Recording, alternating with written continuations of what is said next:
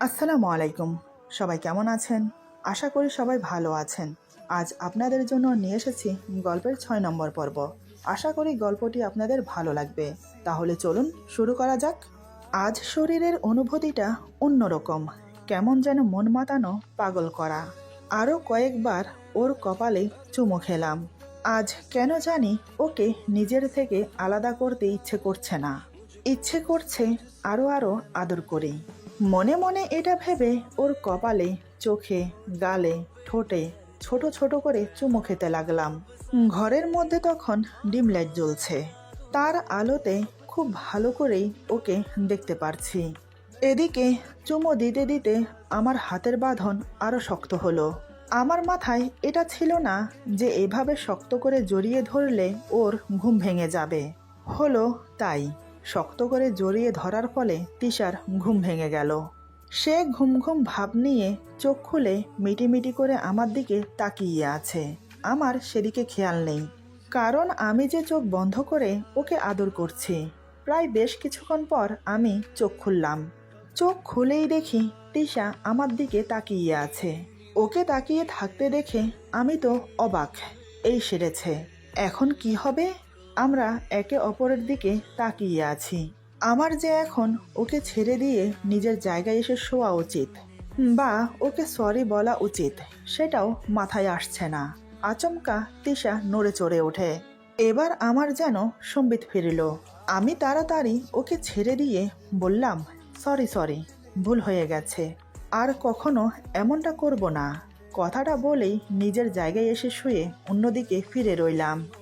লজ্জায় আমার মাথা কাটা যাচ্ছে। এভাবে যে ওর সামনে ধরা পড়ে যাব, এটা আমি কল্পনাও করিনি। লজ্জায় অপমানে মাথা হেঁট হয়ে যাচ্ছে। কি ভাবছে ও আমাকে এখন? তিশা বেশ কিছুক্ষণ আমার দিকে তাকিয়ে রইল, কিন্তু কিছু বলল না।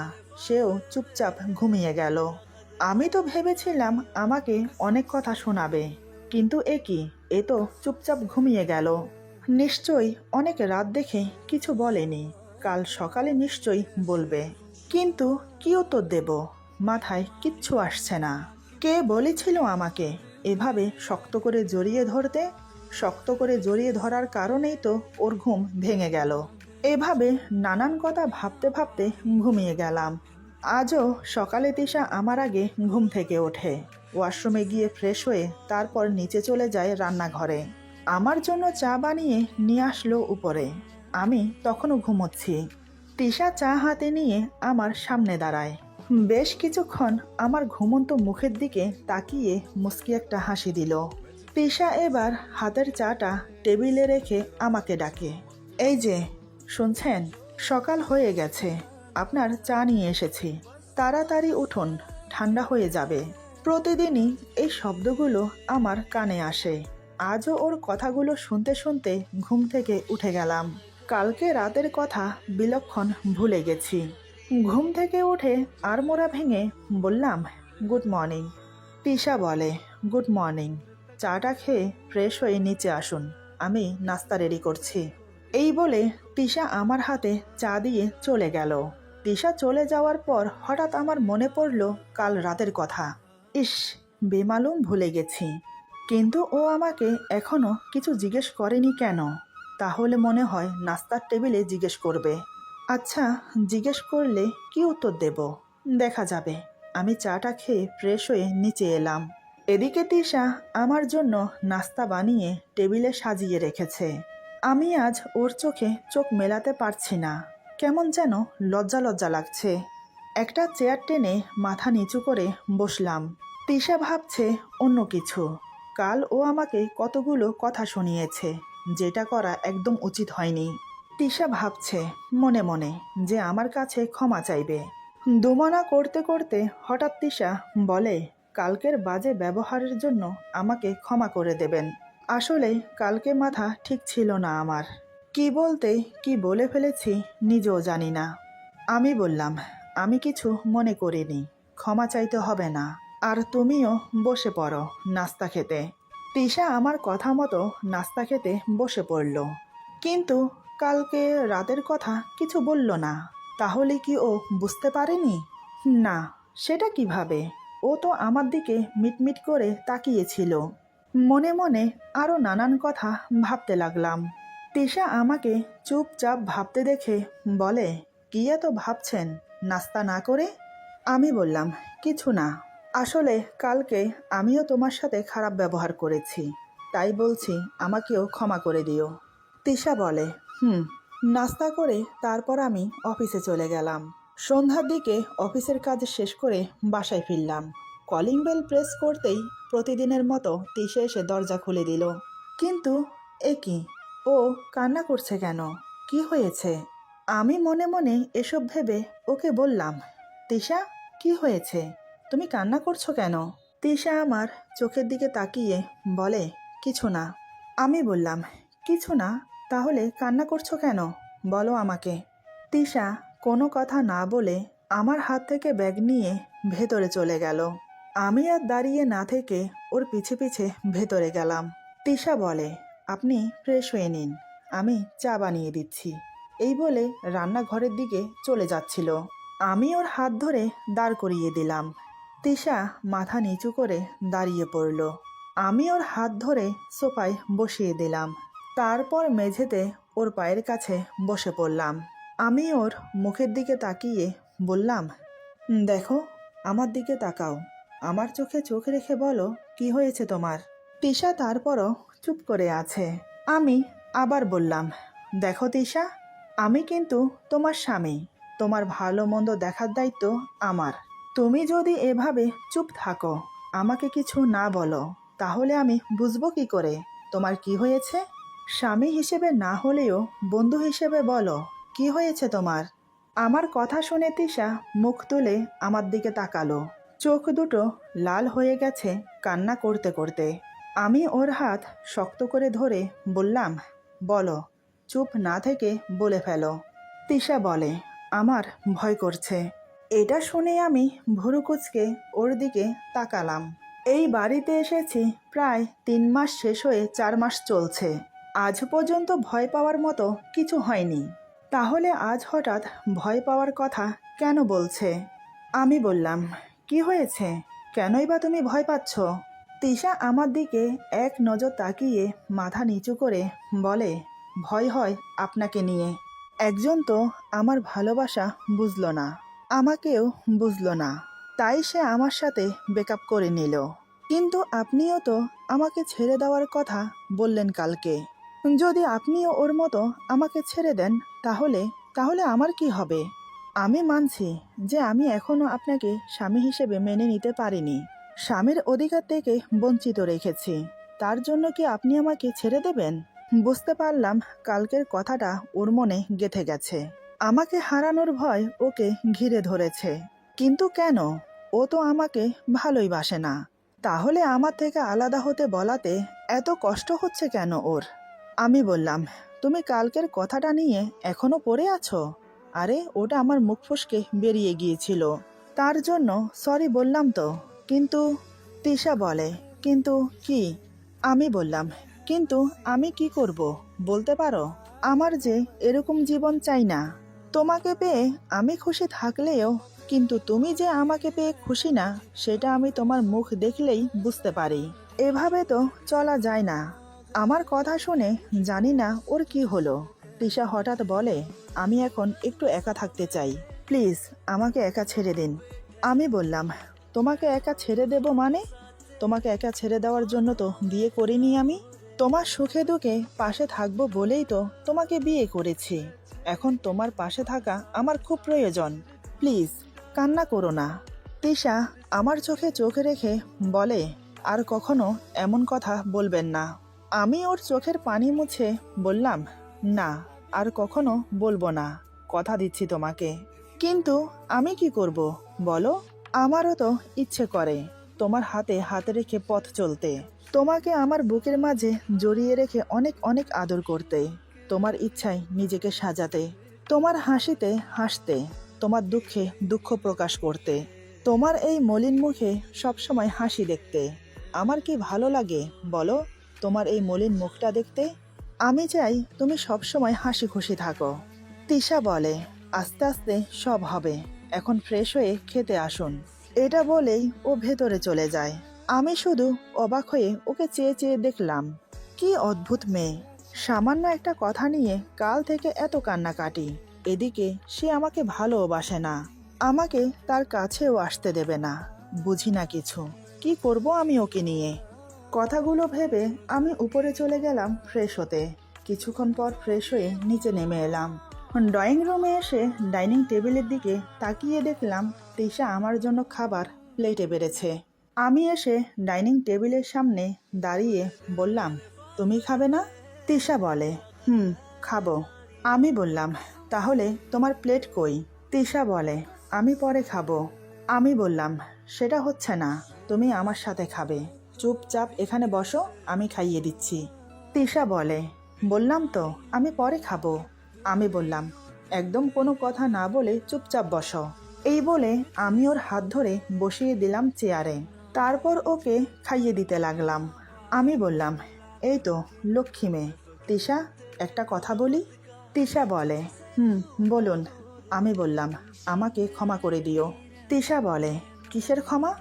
আমি বললাম, এই যে আমি সব কিছু না জেনে তোমার হাত পুড়িয়ে দিয়েছি, তার জন্য। তবে কথা দিচ্ছি, আর কখনো এমনটা করব না। তিশা বলে, আপনাকে বিশ্বাস করতে পারছি না। দেখুন, আমার কথায় কিছু মনে করবেন না, কারণ রাগী মানুষ তার রাগ কখনোই কন্ট্রোল করতে পারে না। তাই আপনিও যে আপনার রাগ কন্ট্রোল করতে পারবেন তার কোনো গ্যারান্টি নেই। এজন্য বলছি, কথা দিয়ে কোনো লাভ নেই, আর ক্ষমা চাওয়ারও কোনো প্রয়োজন নেই। দোষটা আমার ছিল, আমি আপনার থেকে কথা লুকিয়েছি, তাই আপনি আমাকে শাস্তি দিয়েছেন। তবে শাস্তিটা খুবই ভয়ানক ছিল। আমি কখনো ভাবতে পারিনি এমন কিছু করবেন আপনি আমার সাথে। আপনি যদি একটিবার আমাকে জিজ্ঞেস করতেন, তাহলে আমি আপনাকে সত্যিটা বলে দিতাম। আমি বললাম, সরি, সত্যি বলতে রেগে গেলে আমার হুঁশ থাকে না। তুমি জানো, সেদিন আমি তোমার উপর এতটাই রেগেছিলাম যে তোমাকে বলে বোঝাতে পারবো না। তুমি বেসিনে হাত ধুতে গিয়ে যখন অজ্ঞান হয়ে পড়ে গিয়েছিলে, তখন আমি তোমার সামনে কোমরে হাত দিয়ে দাঁড়িয়ে তোমার এমন করুণ অবস্থা দেখেছিলাম। কিন্তু আমার মধ্যে এতটুকু অনুশোচনা হয়নি। আমি তোমাকে ওভাবে ফেলে রেখে রুমে গিয়ে ফ্রেশ হয়ে ঘুমিয়ে গিয়েছিলাম। তারপর হঠাৎ ঘুম ভাঙতেই তোমার কথা মনে পড়ে। এরপর ছুটে গিয়ে তোমাকে পাজা কোলে করে এনে বিছানায় শুইয়ে দেই। তিশা, আমি খুব খারাপ, তাই না? তিশা বলে, না, আপনি খারাপ না, আপনি একজন ভালো মানুষ। তবে ভুলটা আমার, আমি আপনাকে বুঝে উঠতে পারিনি। আমি অবাক হয়ে বললাম, ভালো মানুষ? মিথ্যে বলছো, তাই না? আচ্ছা, কোন দিক দিয়ে বলছো তুমি আমাকে ভালো মানুষ? আমি তোমার সাথে যা যা করলাম, এরপরেও তুমি আমাকে কিভাবে ভালো মানুষ বলছো? তিশা বলে, আপনি যদি খারাপ হতেন তাহলে আমার কাছে সব কথা গোপন করে যেতেন, এভাবে সবকিছু খোলামেলা করে বলতেন না। আমি দেখেছি, যেদিন আমার হাত পুড়িয়ে দিয়েছিলেন সেদিন আপনি সারা রাত আমাকে আপনার বুকে নিয়ে ঘুমিয়েছিলেন। তারপর এই যে আমার জ্বর হলো, আমি তো বিছানা ছেড়ে উঠতেই পারছিলাম না। কিন্তু আপনি অফিসে না গিয়ে 2 সপ্তাহ দিন রাত আমার সেবা করেছেন।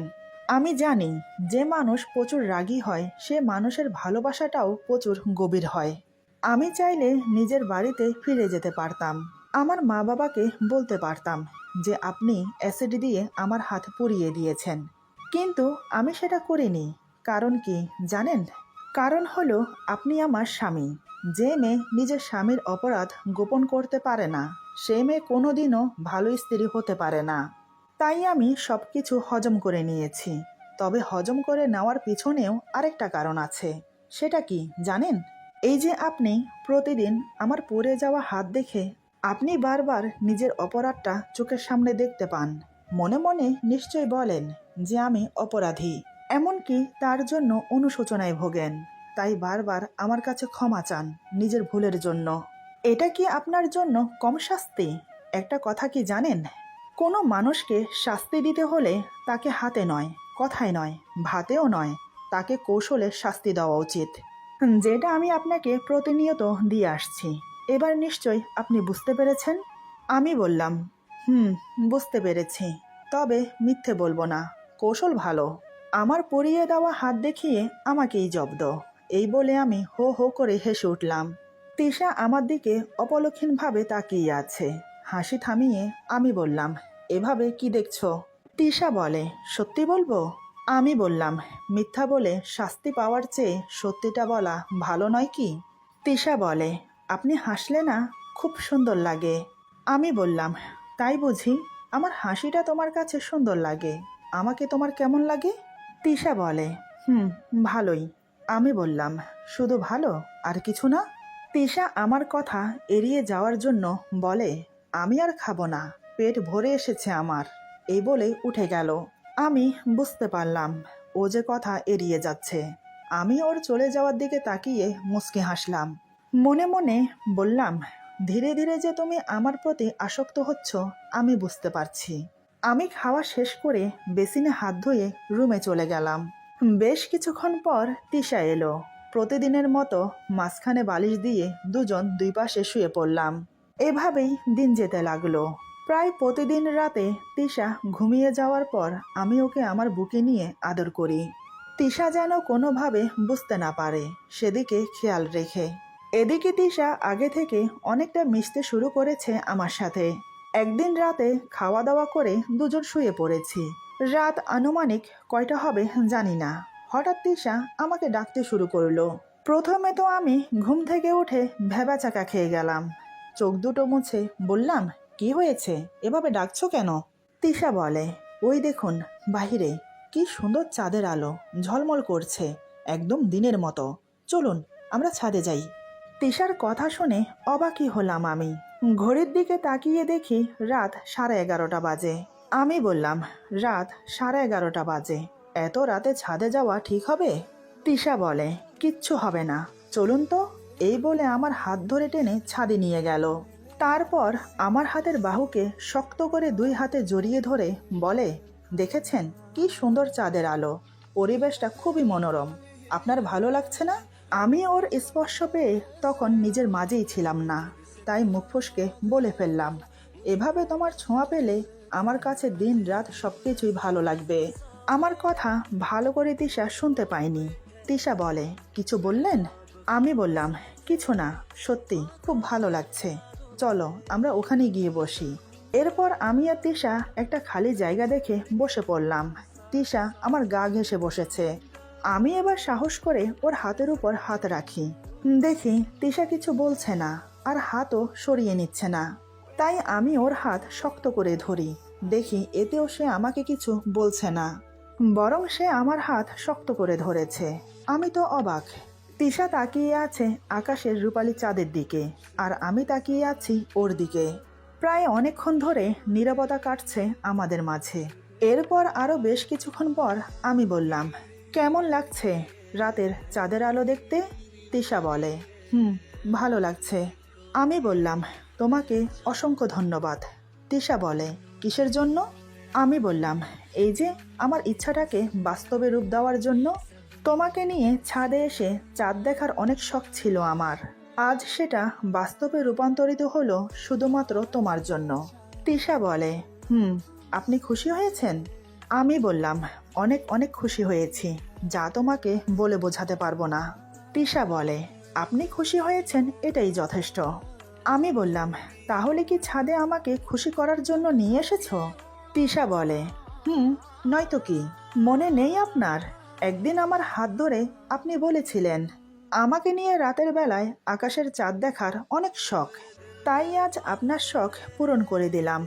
আমি বললাম, আরও তো অনেক আছে শখ, সেগুলো কে পূরণ করবে? তিশা বলে, চিন্তা করবেন না, সব আস্তে আস্তে হয়ে যাবে। এখন যে আমার ঘুম পাচ্ছে, আমি ঘুমোবো, চলুন। আমি আর কিছু বললাম না, ওকে নিয়ে ঘুমোতে চলে এলাম। মাঝখানে বালিশ দিয়ে দুজন দুই পাশে শুয়ে পড়লাম। তিশা শোয়া মাত্রই ঘুমিয়ে গেল। আজও প্রতিদিনের মতো ব্যতিক্রম হলো না। মানে তিশা ঘুমিয়ে যাওয়ার পর ওকে বুকে নিয়ে আদর করতে লাগলাম। আজ অন্য দিনের তুলনায় অনুভূতিটা খুব বেশি। কারণ কি সেটা জানি না, তবে আজ ওকে একটু বেশি আদর করতে মন চাইছে। তাই ওকে বুকের সাথে জড়িয়ে ধরে চোখ বন্ধ করে শরীরের উষ্ণতা অনুভব করতে লাগলাম। এই অনুভূতি যেন শেষ হবার নয়। আমি চুমোয় চুমোয় ওর মুখ ভরিয়ে দিতে লাগলাম। ওর ঠোঁট জোড়া মুখের ভেতর পুরে নিয়ে পরম তৃপ্তিতে চুষতে লাগলাম। ধীরে ধীরে নিঃশ্বাস ঘন হতে লাগলো আমার হাত ওর পুরো পিঠে বিচরণ করতে লাগলো। আস্তে আস্তে শরীরের উত্তেজনা বাড়তে বাড়তে দ্বিগুণ হয়ে গেল। আমি হিতাহিত জ্ঞান শূন্য হয়ে পড়ি। তাই আমি ভুল করে তিশার ঠোঁটে কামড় দিয়ে বসি। ব্যাস, হয়ে গেল। তিশার ঘুম ভেঙে গেল। সেদিনের মতো চোখ বন্ধ করে থাকার জন্য বুঝতে পারিনি। এদিকে তিশা আমাকে বাধা না দিয়ে চোখ বড় বড় করে আমার দিকে তাকিয়ে আছে। ওর ঠোঁট এখনো আমার মুখের ভেতর। সে আশ্চর্য হয়ে শুধু চেয়ে চেয়ে দেখছে আমাকে। এদিকে আমি আরো বেশ কিছুক্ষণ ওকে চুম্বন করে ওর ঠোঁট ছেড়ে দিলাম। চোখ বন্ধ অবস্থায় ওর কপালে একটা চুমো দিলাম। তারপর বুকের সাথে শক্ত করে জড়িয়ে ধরে রাখলাম। অন্যদিকে তিশা আমার কাণ্ড কারখানা দেখে বাকরুদ্ধ হয়ে যায়। আমি এবার চোখ খুলে ওর মুখের দিকে তাকাতেই আমার তো হুঁশ উড়ে গেল। তিশা আমার দিকে মিট মিট করে তাকিয়ে আছে। হঠাৎ আমি এমন একটা কাণ্ড করলাম যা দেখে তিশার মুখ দিয়ে কথাই বের হচ্ছে না। ও ভাবতে পারছে না আমি কেন এমন করছি, আর এখন ওর কি করা উচিত। এরপর যা হলো। আজকের গল্প এখানে সমাপ্ত। গল্পের বাকি অংশ পেয়ে যাবেন আগামী পর্বে। আশা করি গল্পটি আপনাদের ভালো লাগবে। যদি ভালো লাগে তাহলে বন্ধুদের সাথে বেশি বেশি করে শেয়ার করবেন। সবাই পাশে থাকবেন। আল্লাহ হাফেজ।